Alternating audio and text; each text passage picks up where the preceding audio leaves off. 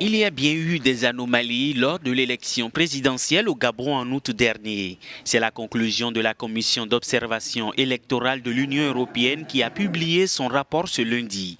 Des anomalies qui, selon les observateurs de l'UE, mettent en question l'intégrité du processus de consolidation des résultats et du résultat final de l'élection remportée par Ali Bongo.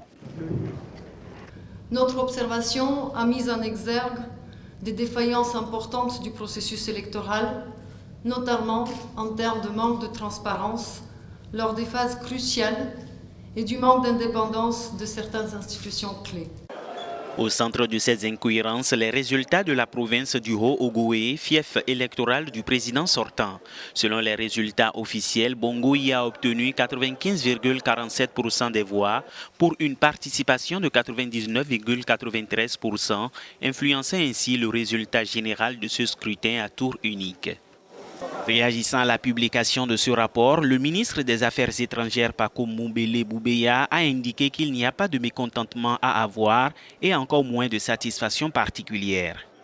C'est un rapport qui vient aussi à point nommé au moment où le président de la République, son Excellence Ali Bongo Ondimba, vient de convoquer il y a quelque temps un dialogue politique qui va s'ouvrir sous l'égide du Premier ministre. Ce sont des éléments, je crois, qui vont certainement concourir également à être examinés par la classe politique si elle le souhaite.